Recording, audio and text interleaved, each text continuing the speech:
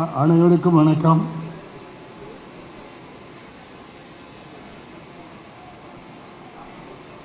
நம்முடைய தமிழ்நாடு முதலமைச்சர்,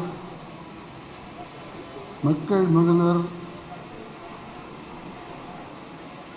அவர்களுடைய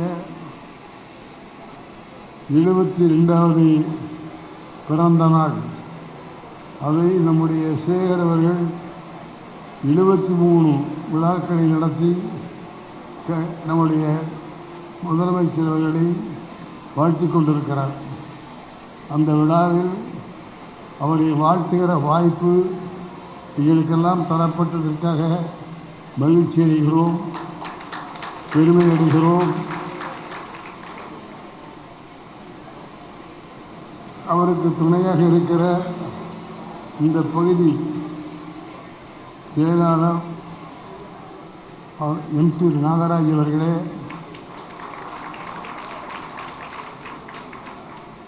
கழகத்துடைய ஆரம்ப காலத்திலிருந்து சென்னை மாவட்டத்துடைய செயலாளராகலாம் இருந்து, தொண்டனாக இருந்து, படிப்படியாக வளர்ந்து இன்றைக்கு பாராளுமன்றத்துடைய குழு தலைவராக இருக்கிற எங்கள் மதிப்பிற்குரிய ஐயா TR பாலு அவர்கள்,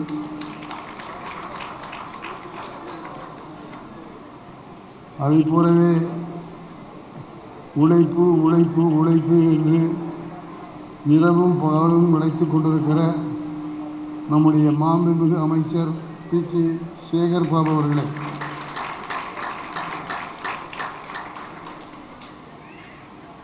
அதன் பிறகு நான் படிக்க போனால் அனைவராக நான் படிக்கிறது மட்டுமே நேரம் ஆகிடும் நினைக்கிறேன். அது நம்ம சேகர் பாபுக்கு எவ்வளவு பலம் இருக்குது அப்படிங்கிறது காட்டுறதுக்கு இந்த அழைப்பை காமிச்சாலே போதும். ஆக அப்படிங்க திரளாக வந்திருக்கிற இந்த பகுதி மக்களுக்கும் பெண்களுக்கும் திராவிட இயக்கத்தினுடைய தொண்டர்களுக்கும் என்னுடைய மனமார்ந்த வாழ்த்துக்கள், பாராட்டுக்கள். இங்கே சிறப்பு விருந்தினராக வந்திருக்கிற இருவர் நம்முடைய 2 கண்கள். அவர்கள் செய்திருக்கிற செயலை பார்க்கிற போது விழவும் முடியுமா என்று கேட்கக்கூடிய அளவுக்கு அவர்கள் செயல் செய்திருக்கிறார்கள். நான் உலகத்தினுடைய பல நாடுகளுக்கு போயிருக்கிறேன், பல பல்கலைக்கழகங்களை பார்த்திருக்கிறேன். ஐயா ஜெகத் அவர்களும் மரியாதைக்குரிய முனைவர் விஸ்வநாதன் அவர்களும் 2 பல்கலைக்கழகங்களை நிறுவி 2 பல்கலைக்கழகங்களுக்கும் துணைவேந்தராக இருக்கிறார்கள். உலகத்திலேயே சிறந்த பல்கலைக்கழகங்களாக அந்த 2 பல்கலைக்கழகங்களும் இருக்கின்றன. 2 பல்கலைக்கழகங்களுக்கும் நான் போய் பார்த்தபோது அசந்து போயிருக்கிறேன். வெளிநாட்டிலே பல்கலைக்கழகங்களை பார்த்த நான் இவர்கள் பல்கலைக்கழகங்களை பார்த்த பிறகு நம்முடைய நாட்டிலேயும் இவ்வளவு பல்கலைக்கழகங்கள் இருக்கின்றனவே, அதை நடத்துகிற நம்முடைய ஜெகத் ஐயா அவர்களும் விஸ்வநாதன் ஐயா அவர்களும் பாராட்டுக்குரியவர்கள், மரியாதைக்குரியவர்கள், நம் நாட்டினுடைய கல்வியாளர்கள். அவர்கள் இருவருக்கும் 2 கரம் கூப்பி நன்றியோடு வணங்குகிறேன், வாழ்த்துகிறேன்.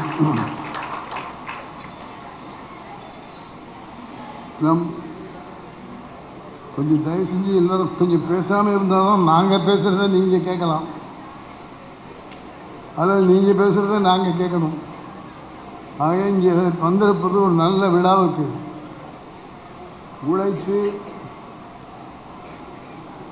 ஒரு இடத்துக்கு வந்திருக்கிற நம்முடைய ஐயா ஸ்டாலின் அவரை வாழ்த்துவதற்காக வந்திருக்கிறோம்.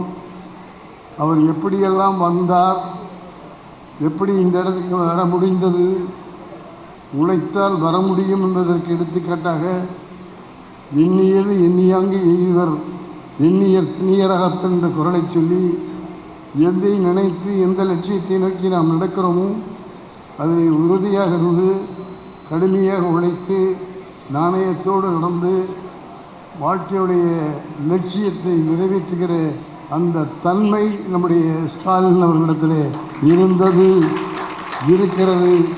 அதற்கு சாட்சி தான் இந்த விழாக்கள். ஸ்டாலினுடைய பிறப்பு எப்படி தெரியுமா?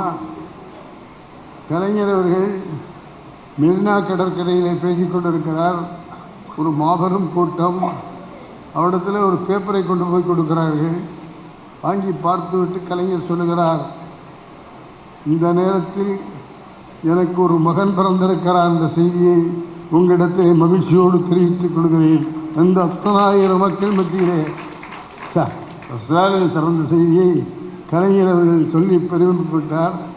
எப்போதுமே கலைஞர் பெருமைப்பட்டதோடு இருக்க மாட்டார், ஒரு நல்ல காரியத்தையும் செய்வார். அந்த என் மகனுக்கு இந்த மக்கள் முன்னாலே பெயர் வைக்கிறேன், அவனுடைய பெயர் ஸ்டாலின் என்று கலைஞர் அவர்கள் அந்த மாபெரும் கூட்டத்திலே பெயர் வைத்தார். பெயர் வைத்ததுடைய ஆரம்பத்திலிருந்து எவ்வளவு கஷ்டங்கள் வருகிறது, எவ்வளவு துன்பங்கள் வருகிறது, அதையெல்லாம் எப்படி தாங்கிக் கொள்கிறார்கள் என்பதற்காக உங்களுக்கு சொல்கிறேன். ஸ்டாலினுக்கு 3 வயது வந்துவிட்டது. அவரை கொண்டு போய் பள்ளியிலே சேர்க்கிறார். அந்த பள்ளியிலே அவர்கள் சொல்லுகிறார்கள், ஸ்டாலின் என்று பெயர் இருந்தால் நாங்கள் பள்ளிக்கூடத்திலே சேர்க்க மாட்டோம், ஸ்டாலின் பெயரை மாற்றுங்கள், பள்ளிக்கூடத்திலே சேர்க்கிறோம் என்று சொல்லுகிறார்கள். கலைஞர் சொன்னார், என் பையன் பெயர் ஸ்டாலின், ஸ்டாலின் பெயரை மாற்ற மாட்டேன், பள்ளிக்கூடத்தை மாற்றுகிறேன். இந்த பள்ளிக்கூடத்தை மாற்றியவர் கலைஞர். மட்டும் கோமவாரத்தில் கலைஞர் வீட்டில் அந்த ஸ்டாலின் வளர்ந்தார். எப்படி வளர்ந்தார்? தலைவர்களோடு வளர்ந்தார், பெரியார் கொள்கைகளோடு வளர்ந்தார், பகுத்தறிவோடு வளர்ந்தார். நமக்கு திராவிட கழகத்தின் திராவிட இயக்கத்துக்கு பாசறை நம்முடைய கோபாலபுரம் கலைஞருடைய வீடு தான்.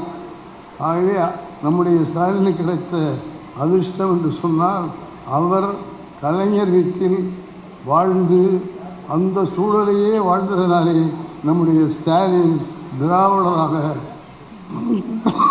திராவிட குடும்பத்தில் ஒருவராக வளரும்போதே கலைஞரோடு வளர்ந்த பெருமை ஸ்டாலினுக்கு உண்டு. இந்த வளர்ச்சிக்கு காரணம் அந்த அஸ்திவாரம். கலைஞர் பார்த்துக்கிட்டே இருக்கார், இந்த பிள்ளை எப்படி வரும். வர வர படிக்கிறதை விட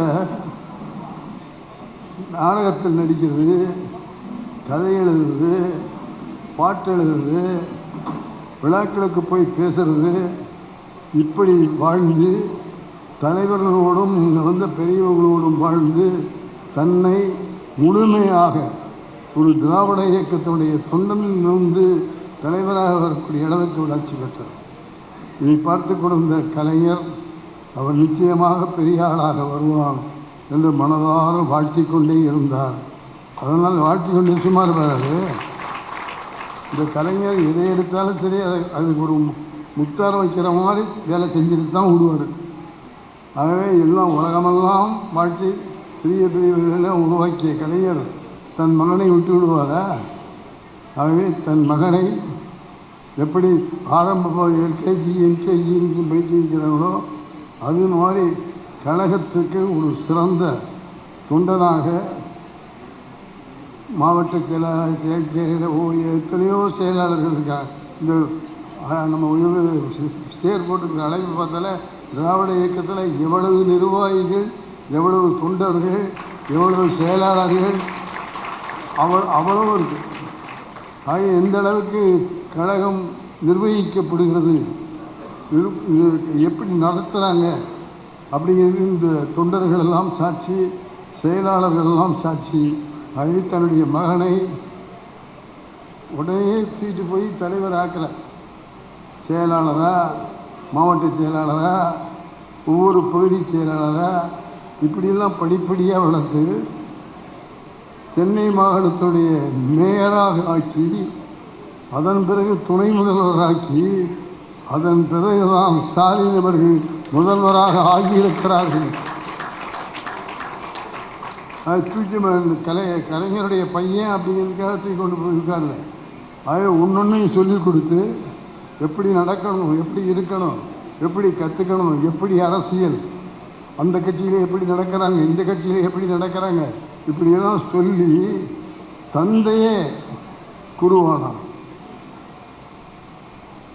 கலைஞர் அவருடைய தந்தை அந்த கலைஞர் அவர்களே ஸ்டாலினுக்கு குருவானார் என்பதை உங்களிடத்திலே மகிழ்ச்சியோடும் பெருமையோடும் சொல்லிக்கொள்ள ஆசைப்படுகிறேன்.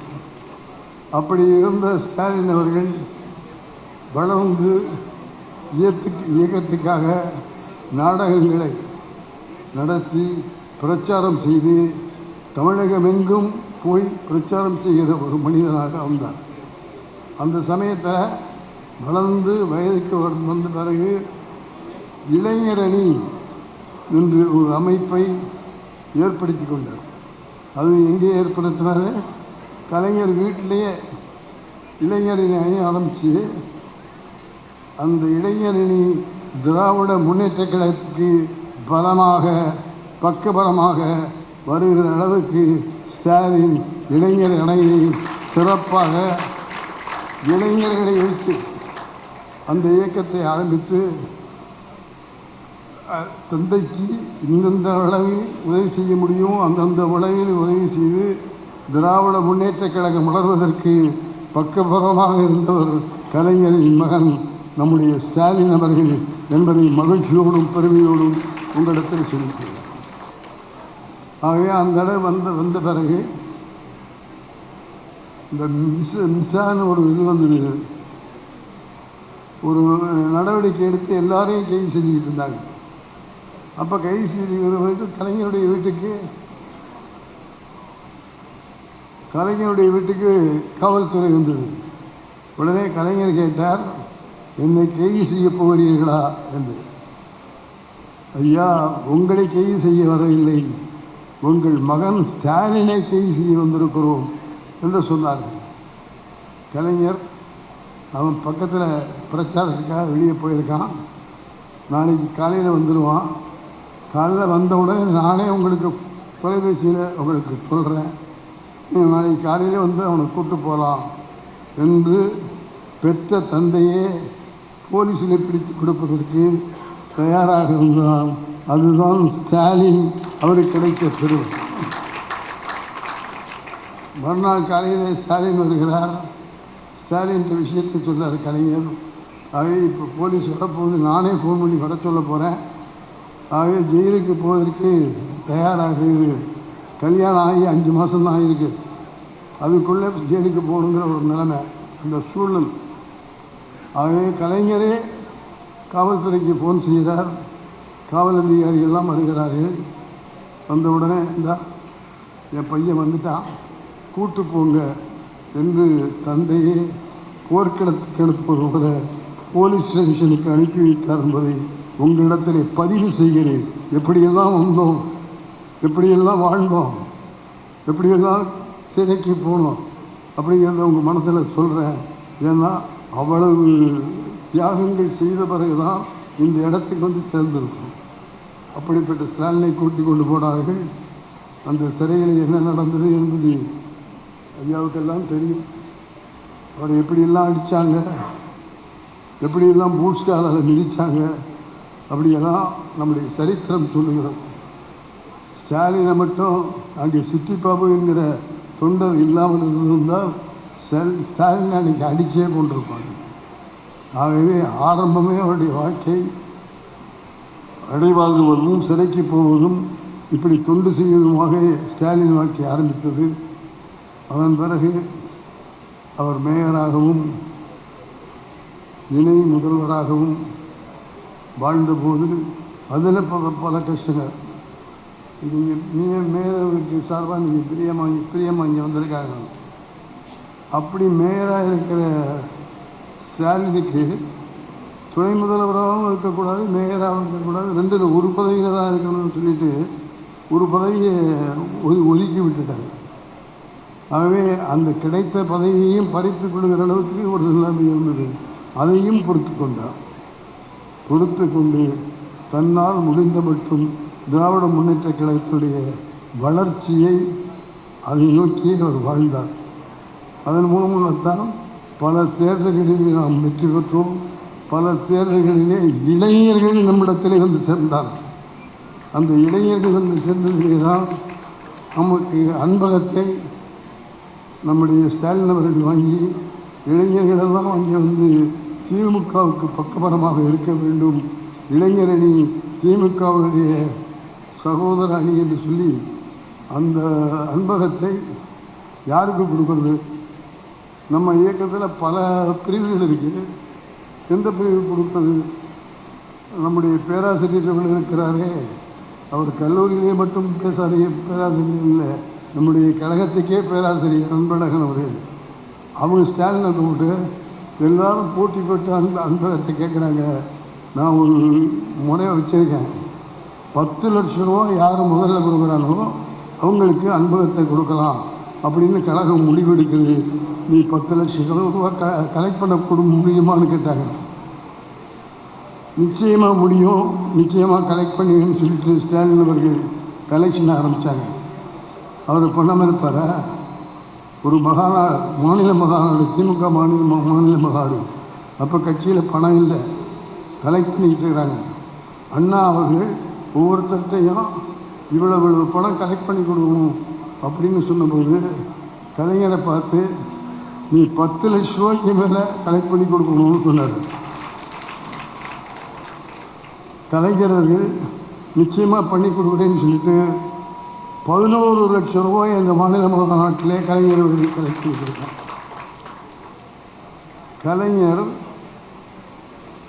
உறுப்பினராக எம்எல்ஏக்கு நிற்கிற போது அண்ணா எல்லாருடைய பேரையும் படிச்சுட்டு யார் யார் எந்த தொகுதின்னு. அப்போ கலைஞர் இருக்கிற தொகுதி வந்தபோது கலைஞர் சொல்ல 11 லட்சம் ரூபா அந்த தொகுதியில் நிற்கிறாரு. ஆகவே அண்ணா அவருக்கு பட்டப்பேரை சுக்கப்படுற அளவுக்கு கலைஞர் பணி செஞ்சார். ஆகவே தந்தை 11 லட்சம் ரூபா கொடுத்த போது மகன் 10 லட்சம் ரூபாய் கொடுத்து அன்பகத்தை நம்முடைய பேராசிரியரிடத்திலே வாங்கி கொண்டார் என்பதை உங்களிடத்தை மகிழ்ச்சியோடும் பெருமையோடும் சொல்லிக்கொள்ள ஆசைப்படுகிறேன். அதன் மூலமாகத்தான் கட்சிக்குள்ளே அன்பகத்தில் இளைஞரை வச்சு படிப்படியாக வளர்த்து நம்முடைய திராவிட முன்னேற்ற கழகத்துக்கு அந்த இளைஞரணி பக்கபலமாக இருந்தது, இருக்கிறது, இருக்கும் என்பதை சொல்லி அந்த இளைஞர்களை எல்லாம் குணமாக பாராட்டுகிறேன். அவரிடத்திலிருந்து நம்முடைய கலைஞர் அவர்கள் நிச்சயமாக அவருக்கு துணை முதல்வர் கொடுக்கலாம் என்று முடிவு பண்ணி, அது வெறும் மகனுக்காக அல்ல, ஸ்டாலினிடம் இருந்த திறமைக்காக கலைஞர் அவர்கள் இந்த பதவியை கொடுத்தார். இதனால் இவன் முடிக்கும் என்றாய்ந்து அதனை அவன் கண் விடல் என்று வள்ளுவர் சொல்லுவார். இந்த காரியத்தை இவன் முடிப்பான் அப்படின்னு தெரிஞ்சுக்கிட்டு அந்த காரியத்தை அவரிடத்தில் கொடுக்க வேண்டும். கலைஞர் அதைத்தான் செய்யார்.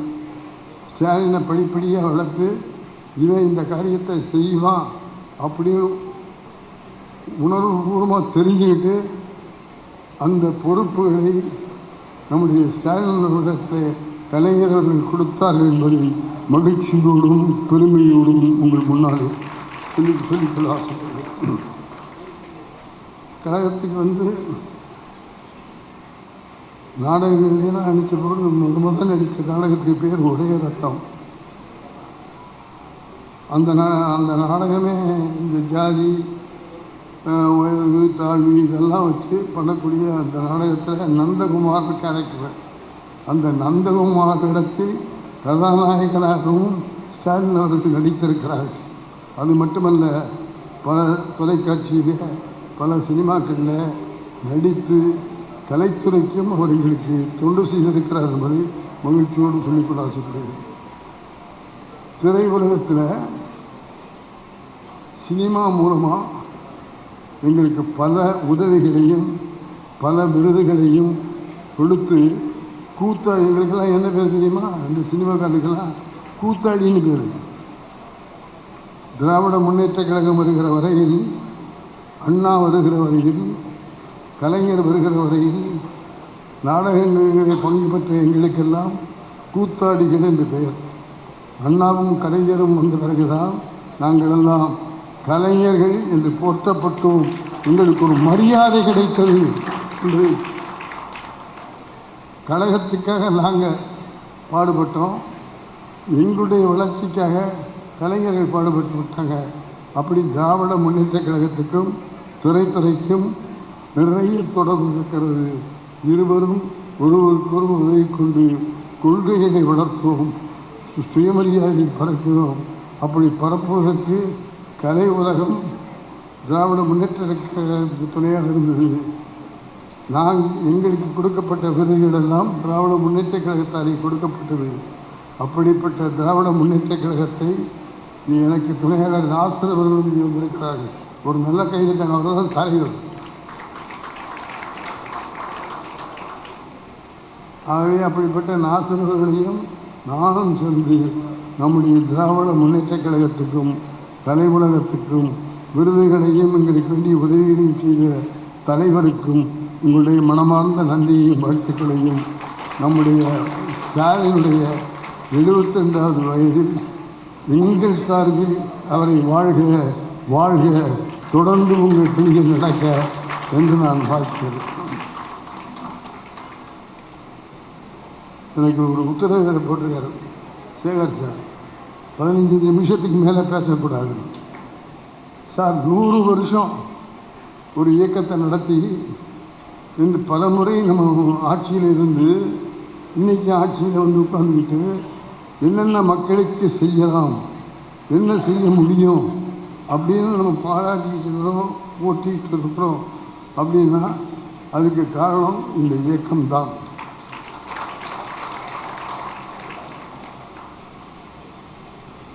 இப்போ இந்த டேர்ம்னு சொல்லுவாங்க, இந்த டேர்மில் நம்முடைய ஸ்டாலின் முதலமைச்சராக இருக்கிற இந்த ஆட்சி இந்த 5 வருஷ காலத்துக்குள்ளே என்னென்ன செஞ்சிருக்கு தெரியுமா? ஸ்டாலின் அவர்கள் என்னென்ன பணிகளை மக்களுக்கு கொண்டு போய் சேர்த்துருக்காரு தெரியுமா சார்? பெண்களுக்கு பஸ்ஸில் போனால் பணம் இல்லை, பாஸில் போய்கிட்டு இருக்கிறாங்க. அதுக்கு காரணம் ஸ்டாலின் அவர்கள்.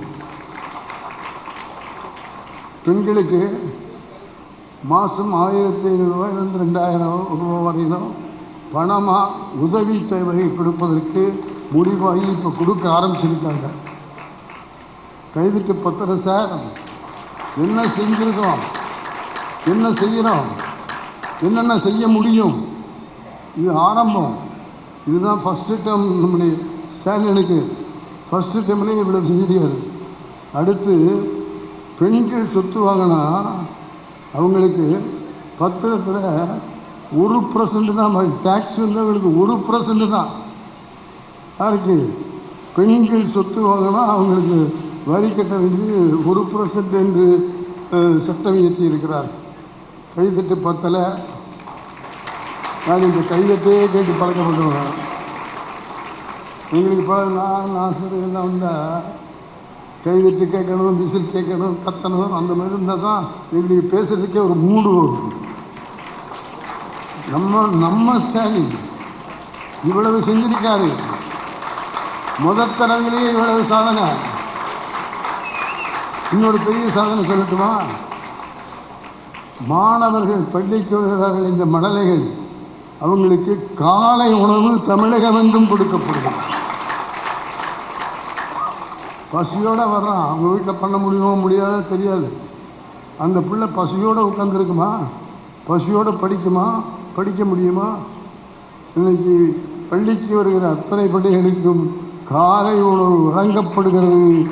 நம்முடைய ஸ்டாலின் அவர்கள் வழங்குகிறார்கள். ஆகவே இது மாதிரி விஷயங்கள் நிறைய செஞ்சுருக்காரு. எல்லாம் சொன்னால் இவர் சேகர் சாரனை பிடிச்சி கழித்து தள்ளுவார். ஆகவே இவ்வளவு விஷயங்களையும் முதல் தடவையிலேயே சாதனையாக செய்திருக்கிற நம்முடைய மரியாதைக்குரிய ஸ்டாலின் அவர்கள் முதலமைச்சராக இருந்து பல காரியங்களையும் செய்ய வேண்டும். இப்போ மொழிக் கொள்கையில் நாங்கள் 2 மொழி தான் அமைப்போம் அப்படிங்கிறதுல உறுதியாக இருக்காது. நம்மளுக்கு எம்பி சீட் குறைஞ்சி போயிடும் போல இருக்குது. அது குறையாமல் இருக்கிறதுக்காக ஸ்டாலின் டெல்லிக்கு போல மற்ற மாநிலங்களுக்கு இருக்கிற முதலமைச்சர்களை எல்லாம் சென்னைக்கு அழைத்து அவருடைய தலைமையில் என்ன செய்யலாம், எப்படி செய்யலாம் என்று விவாதிக்கிற அளவுக்கு தன்னை இந்தியாவுடைய ஸ்டேட்மெண்டாக ஆக்கி கொண்டிருக்கிறார் என்பதை நம்ம பார்த்து கொண்டிருக்கிறோம். ஆக இவ்வளவு காரியம் நடந்திருக்கு. ஆக நான் அவரை வாழ்த்துகிற போது பெரியாரைப் போல, அண்ணாவைப் போல, கலைஞரைப் போல மூவருமாக சேர்ந்திருக்கிற ஸ்டாலின் அவர்களே, அந்த மூவருடைய புகழும், மூவருடைய பெயரும், மூவரும் செய்திருக்கிற சாதனைகளும் உங்களிடத்தில் இருந்து வர வேண்டும். அதற்கான பலம் உங்களிடத்தில் இருக்கிறது. நீங்கள் வெறும் ஸ்டாலின் அல்ல, பெரியாரும் அண்ணாவும் கலைஞரும் கலந்த ஸ்டாலின். ஆகவே உங்களிடத்தில் நான் 2 கரம் கூப்பி மக்களுடைய சார்பில், பெரியாருடைய சார்பில், அண்ணாவின் சார்பில், கலைஞர் சார்பில் அவர்கள் நினைத்ததையெல்லாம் நிறைவேற்றி கொடுங்கள். அவருடைய கனவுகள் 100 வருடமாக காத்து கொண்டிருக்கிறது. அந்த வேகத்தில், இந்த வேகத்தில் இந்த காரியங்களை எல்லாம் செய்து இருண்டு போயிருக்கிற பகுதியை ஒளிமயமாக உதய சூரியன் உதிக்க வேண்டும். அதற்கு நீங்கள் காரணமாக இருக்க வேண்டும். இவ்வளவு விஷயம் சொல்லுங்க, இத்தனை விஷயம் இப்போவே பண்ணியாச்சு. இந்த பண்ணின விஷயத்தை எல்லாம் மக்களிடத்தில் கொண்டு போய் சேர்த்து சாதனை இவ்வளையும் பண்ணியிருக்காருப்பா, இன்னும் தொடர்ந்து அந்த சாதனைகள் தொடர வேண்டுமானால் நம்முடைய மரியாதைக்குரிய ஸ்டாலின் 26லேயும் முதலமைச்சராக வர வேண்டும். 26லேயும் முதலமைச்சராக வந்து முத்துவேல் கருணாநிதி ஸ்டாலின் பதவியேற்கிறேன் என்று சொல்ல வேண்டும். அதற்கெல்லாம் நீங்கள் துணையாக இருக்க வேண்டும் என்று கேட்டுக்கொண்டு மீண்டும் ஒரு முறை நம்முடைய முத்துவேல் கருணாநிதி ஸ்டாலின் அவர்களை வாழ்க வாழ்க, உங்கள் தொண்டுகளும் செய்திகளும் தொடர வாழ்த்துகிறோம் வாழ்த்துகிறோம் வாழ்த்துகிறோம் என்று சொல்லி என் உரையை நிறைவு செய்கிறேன். வணக்கம்.